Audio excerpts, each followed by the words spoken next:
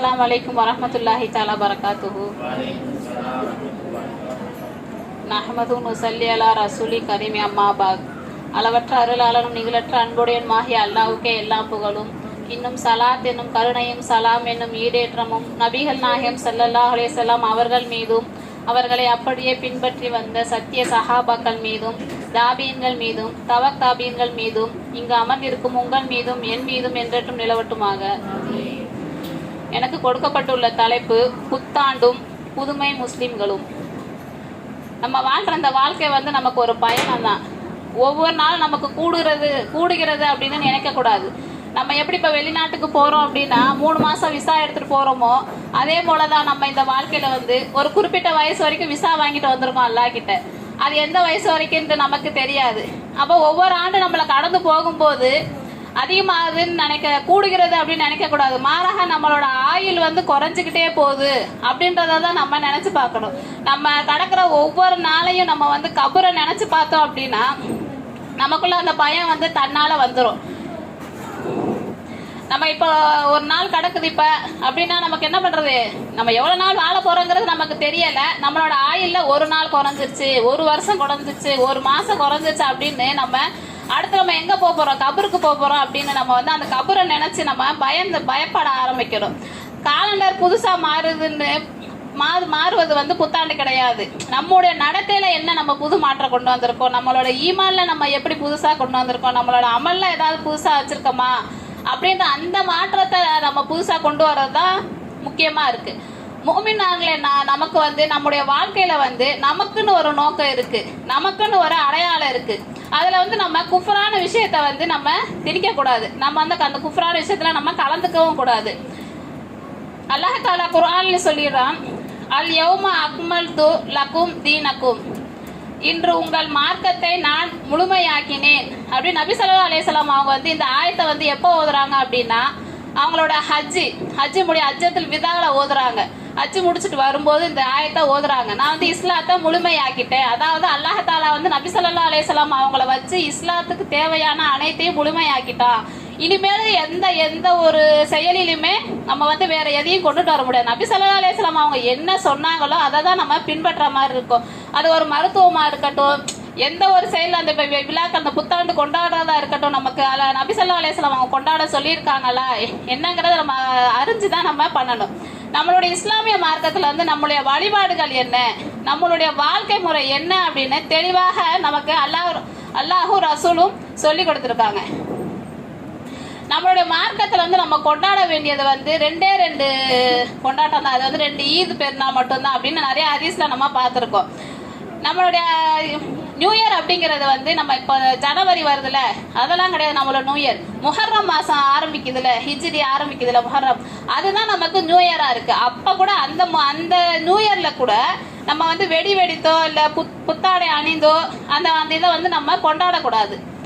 நமக்கு இப்போ நம்ம நினச்சிக்கிட்டு இருக்க எல்லாரும் இப்போ தான் கொண்டாடுறாங்களே அதையும் நம்மளும் கொண்டாடலாம் அப்படின்னு நினைக்கக்கூடாது. முஹர்ரம் மாதம் தான் நமக்கு புத்தாண்டு ஆரம்பிக்குது அப்படின்னு சொல்லி அப்போ வேணால் நீங்கள் ஹாப்பி நியூ இயர் வேணால் சொல்லிக்கலாம். இந்த ஹாப்பி நியூ இயர் நீங்கள் சொல்லணும்னு அவசியமே இல்லை. ஆண்டு மாறியது முக்கியம் இல்லை, நம்ம இதயத்தில் நன்மைன்னு பக்கம் எவ்வளோ தூரம் நம்ம போயிருக்கோம் அப்படிங்கிறது தான் நமக்கு முக்கியம். ஏன்னா நம்ம பிறர் போல வெறும் உலக மகிழ்ச்சிக்காக நம்ம இங்கே வாழ வரல. நமக்கு மறுமை வாழ்க்கை நமக்கு அல்லாஹ் தஆலா தெரியப்படுத்திருக்காங்கல்ல.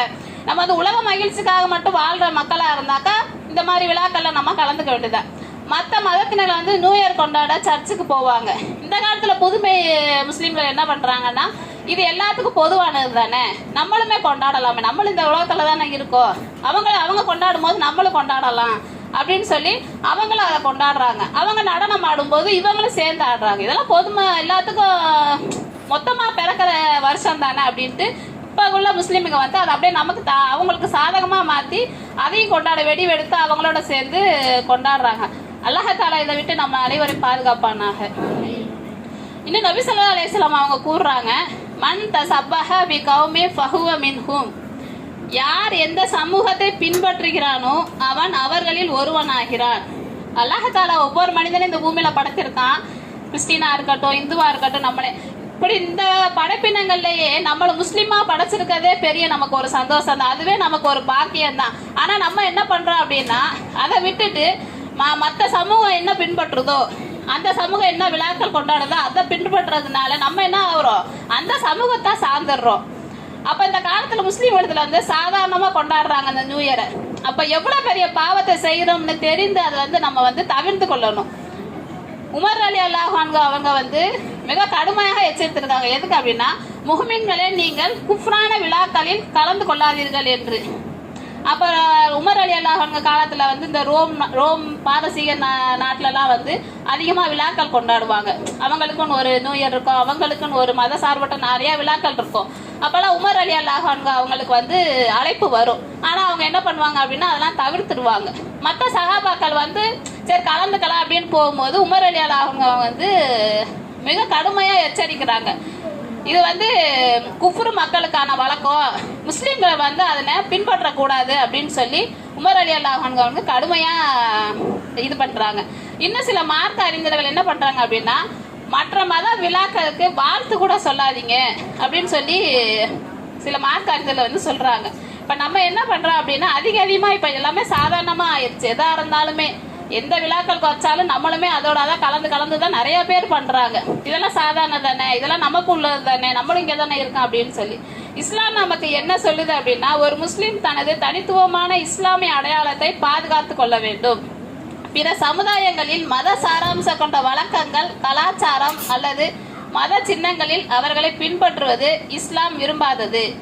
முஸ்லிமாகிய நாங்கள் செய்யும் ஒவ்வொரு செயலிலும் இஸ்லாமிய மரியாதை, பண்பு, ஒழுக்கம் மற்றும் தக்வா பிரதிபலிக்க வேண்டும். அதுவே அல்லாஹ் மீது உண்மையான கீழ்ப்படிதலும் நபி அவர்களின் வழியை நேசிப்பதுமாகும். யா அல்லாஹ், எங்கள் இதயங்களை உன் மார்க்கத்தில் நிலைநிறுத்துவாயாக. உன் நபி ஸல்லல்லாஹு அலைஹி வஸல்லம் அவர்களின் சுன்னாவை பின்பற்றுவோரில் எங்களை சேர்த்து வைப்பாயாக. இஸ்லாம் அல்லாத வழிகளில் ஒத்து போவதிலிருந்து எங்களை பாதுகாப்பாயாக. நல்ல வழி நடத்தலும் உறுதியும் எங்களுக்கு அருள் புரிவாயாக. ஆமீன். வாஹித் தஹ்வான் அல்ஹம்துலில்லாஹி ரப்பில் ஆலமீன். அஸ்ஸலாமு அலைக்கும் வரஹ்மத்துல்லாஹி தஆலா வபரகாத்துஹு.